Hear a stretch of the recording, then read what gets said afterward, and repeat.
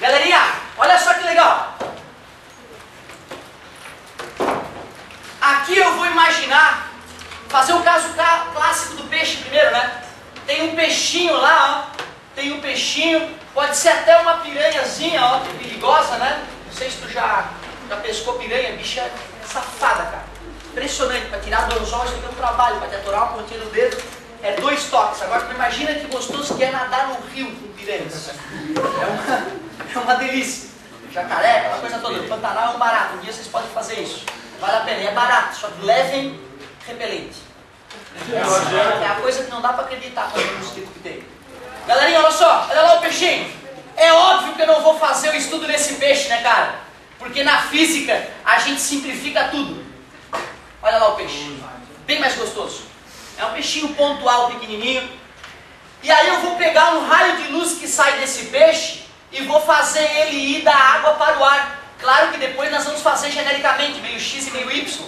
Mas só para a gente deixar realista a situação, água e ar.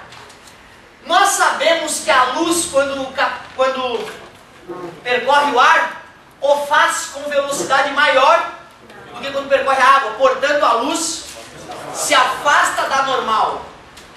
Quando esse raio de luz atinge o olho do cara que está pescando, tá vendo? Bem no olho do cara. O cérebro do cara diz o que para ele? A luz anda...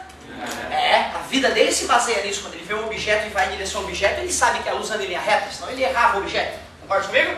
Então o cérebro do cara diz o seguinte, ó, o peixe está ali. O cérebro do cara não mostra para ele, ó, amigo, a luz desviou, te liga. Tá? O cérebro não trabalha com essa hipótese, né? Ah, o que aconteceu com a luz antes da luz entrar na pupila? Não interessa. Se ela chegou ali, eu digo que ela vem de lá, porque ela anda em linha reta. Concorda comigo? Tá aí, ó, a ilusão está provada. O cara acha que o peixe está no raso e não está, o peixe está no fundo. O índio manja disso, ele já né, joga a flecha um pouco mais para o fundo. E com a habilidade do dia a dia de tanto errar e passar fome, ele fica ninja nisso. Aí ele sabe exatamente onde o peixe está. Se eu pegar uma lanterna e embaixo da água começar a apontar da água para o ar, e tentar passar algum limite, consigo ver a reflexão da água? Sem dúvida, se tiver uma lanterna e a luz, né, vai aumentar de velocidade, então é um caso, a primeira condição da reflexão total foi satisfeita, e se tu inclinar a lanterna dentro d'água o suficiente, uma hora tu vai ficar impressionado, porque boa parte da luz vai bater na superfície e vai voltar para o fundo da lanterna, não vai sair da água. Reflexão total. Será melhor que o espelho? Seria uma reflexão melhor do que apontar diretamente para o espelho. Agora não se esqueça que a tua lanterna, a luz sai assim, tá? Ou seja, enquanto um feixe vai estar obedecendo a condição e refletindo, o outro feixe não. Então se tu quiser fazer bonito, tu pega um laserzinho, a prova d'água, né? Ou sei lá, embrulha ele de uma vez, né? Qualquer coisa e faz. E se não acontecer, chama o padre, que é um fenômeno paranormal. Dá pra ver isso quando vai limpar a piscina, tu pode jogar assim pra limpar e parece que ele dobra. Ah, legal, né? Voltando a esse fenômeno aqui, com certeza o aspirador da piscina deixa muito claro a refração ocorrendo. Até quando tu pega um copo d'água, um copo com água e bota um garfo dentro dele. A sensação que dá é que o garfo está quebrado, né? Mas não é só a refração que está nos iludindo. Ótimas maneiras de enxergar o que está acontecendo. Galerinha, esse é o ângulo de incidência, aquele ali é o ângulo de refração, tranquilo, né? Isso aqui é o objeto, concorda comigo? E aquela ali, a imagem, né? Porque aquilo ali não existe, é uma alucinação do cérebro do cara. Concorda comigo? Isso é louco, né, cara? Isso aqui não existe na prática, né? É só o cérebro do cara que está imaginando aquilo. Agora, olha só. Esse tamanho aqui, então, eu posso chamar de pelinha, que é a posição da imagem. Concorda comigo? Posição da imagem. A gente chamava de pelinha, não era? Posição da imagem? Então, esse tamanho todo, daqui até o objeto, a gente chama de quê? De P. Esse tamanho todo é P, posição do objeto, e pelinha, posição da imagem. Na verdade, esses P's também agora tu pode entender como profundidade. Já que é uma profundidade, está debaixo d'água, né? Tudo bem? Por isso um nome justificado, né? Profundidade aparente. Olha, eu posso aplicar a lei Snell-Descartes aqui para cá, vocês concordam comigo? Eu posso aplicar a lei Snell-Descartes. Ficaria assim, ó, M de... que é quem? M de chegada, que é quem? Tu vê, cara, ó, a galera às vezes responde sem pensar. Olhando pra cá, tu não consegue dizer quem é a chegada, quem é a saída, cara. Pô, aí tu me apavora! Aí tu me deixa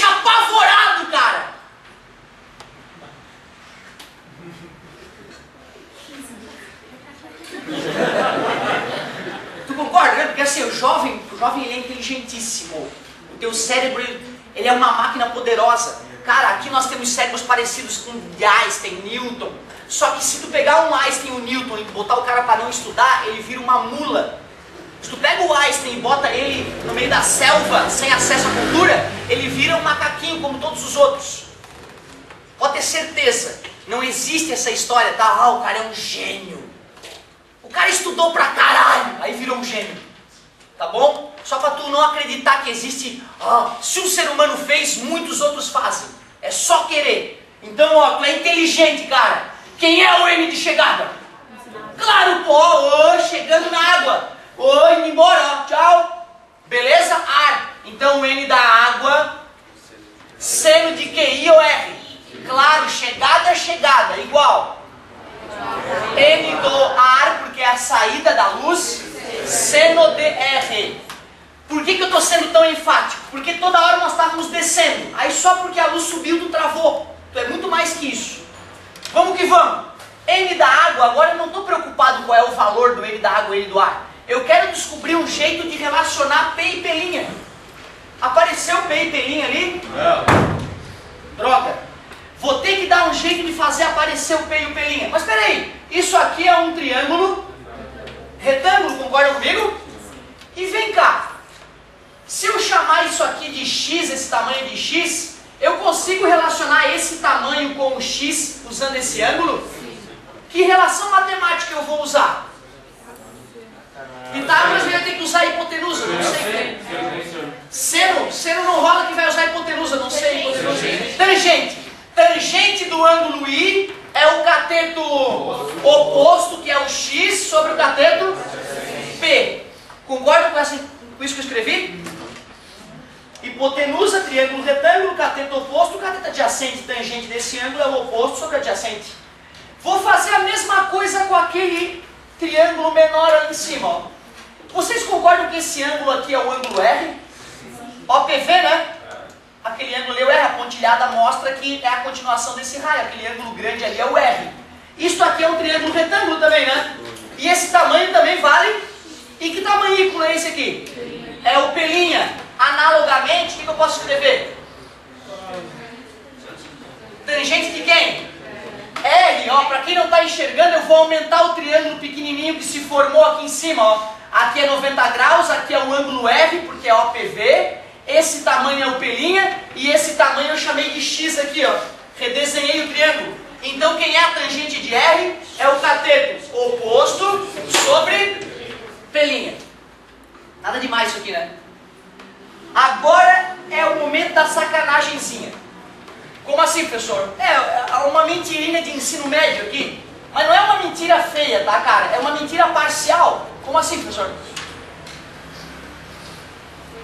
O celular não está comigo, só comigo. Ô, galerinha, se eu tivesse aqui a minha calculadora científica, eu ia provar para ti que para ângulos pequenos, o seno e a tangente dão o mesmo resultado. Hã? É, cara, tu pega na calculadora científica, bota lá 5 graus, seno, tangente. Garoto, só pra galera não achar que eu tô mentindo, porque é tão difícil acreditar às vezes no que o professor fala, eu sempre duvidei de todos os meus professores. Todos. Sempre duvidei. Bom, então vamos ver. Vou botar aqui 10 graus e vou apertar seno. Seno, ali. Não, é que essa aqui é diferente da minha. Então primeiro aperto o seno e depois 10 graus. Igual. O seno de 10 graus deu 0,17. Beleza? 0,17. Seno de 10 graus. Vou fazer a tangente. Aperta a tangente primeiro. 10. Igual. 0,17. Quando eu faço o seno de 10 graus e tangente de 10 graus, dá praticamente o mesmo valor. As duas primeiras casas dão iguais. Isso que é 10 graus. Se for 5, aumenta mais ainda a precisão. Se for seno de 1 grau e tangente de 1 grau, a quarta casa é igual.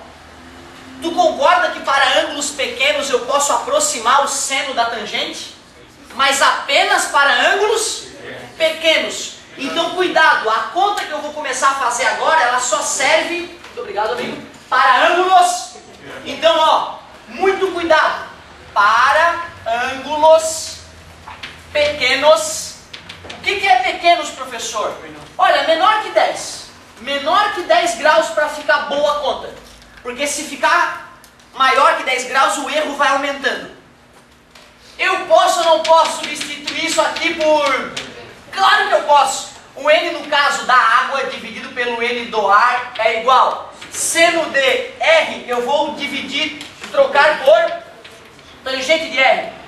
Seno de I, eu vou trocar por...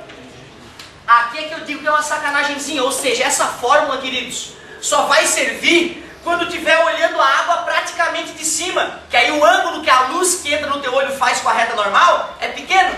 Se tu for olhar o peixe que está lá, ó, imagina o raio de luz que está chegando no meu olho. Com a normal, ele está fazendo um ângulo grande, né? Aí a fórmula é lixo. Então tu vê, essa continha é só em casos específicos que a gente vai fazer. Só que o vestibular ignora isso. Então no vestibular tem peixinho debaixo d'água, tasca a fórmula e deu. Ah, professor, mas o ângulo era grande. Não interessa. Aqui no ensino médio a gente considera que dá pra encarar esse errinho. Então, ó, continuando, N da água sobre o N do ar é igual. Quem é a tangente de R? X sobre P', tangente de I. X sobre P, deu uma divisão de fração, que é a primeira, vezes o inverso da segunda. Então vai ficar X sobre P' vezes P sobre X. Elimina X com X, pronto. Agora eu sei calcular a relação entre a posição verdadeira do objeto e a posição aparente da imagem. Só que chamar de água e ar toda hora, nem sempre vai ser água e ar no vestibular, né? Então vamos chamar de X e Y. Ou ainda, para ficar mais bonito, olha que legal essa maneira de pensar. Este é o observador, concorda comigo? Então vamos chamar isso aqui de material do observador. E ali era o objeto, não é isso? Objeto. Aí eu vou fazer o seguinte então, ó. O N do objeto era o da água, não era? Então no lugar do N da água eu posso colocar N obj. Concorda comigo? E no ar era onde estava o cara que estava olhando a situação, era o obs. Obs. Beleza? Assim fica mais bonitinho. Quer dizer, ou até na apostila eu acho que está invertido. Vamos deixar invertido. N do observador dividido pelo N do objeto é igual a P' sobre P. Podemos pensar assim, ó. O objeto vai em cima. Aliás, não, é só se a gente fosse inverter. É isso aí. N observador sobre o N do objeto é igual a P' sobre P. Cuidado, gente. Esta fórmula só vale para ângulos pequenos. O objeto estava na água, o observador estava no ar. É isso aí. Beleza. Galera, a da apostila, ele, se eu não me engano, ele deduziu tanto de baixo para cima como de cima para baixo. Tá? Ele fez a conta dos dois jeitos. Sinceramente, eu não vejo nada de novo eu fazer o cálculo agora imaginando que o mergulhador aqui tem uma ave aqui fora. Certo? Aí o mergulhador vai ver a ave. O raciocínio é idêntico. Certo? A apostila só fez os dois para te mostrar que independentemente de um lado ou de outro, tu pode usar a mesma relação que vai funcionar. Certo? Aí depois é legal que tu pode dar uma olhada na apostila e revisar. Pode olhar a outra dedução da apostila. Bem massa. O único perigo mesmo dessa fórmula, eu diria, é se tu for fazer um vestibular, sei lá, o INE, né? Ou o ITA, e aí o cara pode te fazer essa pergunta. Ele pode te cobrar isso. Né? Em quais condições podemos usar a fórmula da profundidade aparente? Aí seria legal o aluno ter essa, putz, ó, aquela fórmula que a gente deduziu, a gente só fez ela para ângulos pequenos.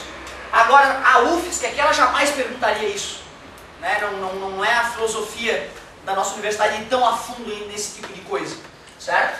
Mas eles poderiam cobrar, já caiu questão que envolvia isso, era um cachorro olhando um aquário. Aí perguntava, o cachorro vê o peixinho mais próximo da parede do aquário ou mais longe? E tu vê, isso já pode confundir, né? Porque o aquário foi mostrado na horizontal e geralmente a gente faz esse estudo na vertical, certo? Mas aí é só tu imaginar a situação assim, né? O que a gente acabou de ver? Que o objeto parece estar mais próximo da superfície, não é isso? Então o objeto, quando o cachorro vê o peixinho, o cachorro acha que o peixinho está mais próximo da parede do aquário. Né? Questãozinha da UFSC então. Show de bola. Manda. O objeto está no ponto X. Só que a imagem ela vai estar exatamente em cima da direção de lado.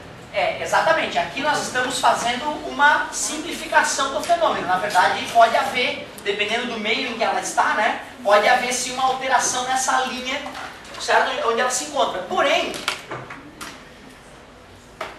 eu analisei um raio de luz só, né? Concorda comigo? Eu teria que analisar 2 raios para saber onde é que a imagem está se formando, né? Um outro raio interessante analisar é esse raio aqui, ó. Esse raio aqui ele passa reto, né? Porque o ângulo de incidência é 0, o ângulo de refração é 0.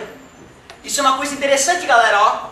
Quando a gente olha o Sol em zênite, o que é em zênite? É quando ele está exatamente acima da tua cabeça. Seria o meio-dia perfeito, meio-dia do horário de verão, certo? Aliás, no meio do solstício de verão. O meio-dia de solstício de verão no Equador. Então é raro o Sol estar em cima da tua cabeça certinho, né? Vê que interessante, né? É raro, cara, o Sol bater em cheio em ti. Para que o Sol batesse em ti em cheio, vindo perpendicularmente, né, acima do plano onde tu se encontra, só se tu estivesse no Equador da Terra, no solstício de verão, exatamente ao meio-dia. Ao meio-dia e 1, o Sol já, o ângulo do raio já mudou. Concorda comigo? Legal essa maneira, né, de enxergar, né? Certo? Se tu for pensar infinitesimalmente, seria isso. Nessa situação, o dia que o Sol estiver exatamente acima da tua cabeça, será que tu vai estar olhando o Sol na posição verdadeira? Verticalmente, sim. Verticalmente, sim. Ele não pode estar nem para um lado nem para o outro.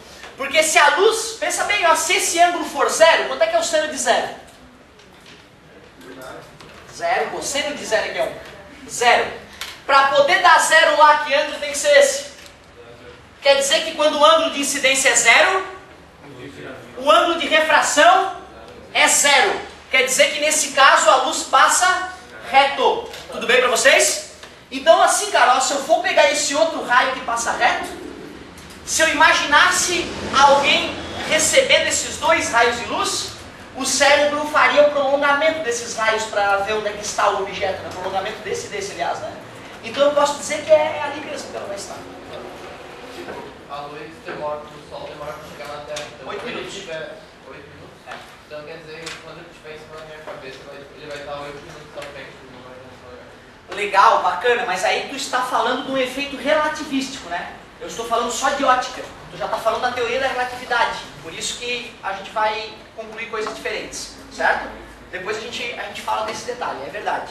Na prática, né, enquanto eu estou me deslocando, quando tu me olha, eu já não estou mais no lugar onde eu estou, né? Aí então a gente aplicaria isso em outras situações também. Professor, aquele ângulo limite, eu só posso dizer que ele vai acontecer quando a velocidade do menor for menor que a luz. Perfeito, é exatamente isso. Só tem chance de ocorrer o ângulo limite quando a luz estiver passando de um meio de menor velocidade para um meio de maior velocidade. Esse é um dos pontos importantes da parte de reflexão total. Galerinha, agora olha só. Olha uma situação que eu quero te mostrar que geralmente assusta os alunos e não precisa. É a mesma coisa da refração, olha que interessante.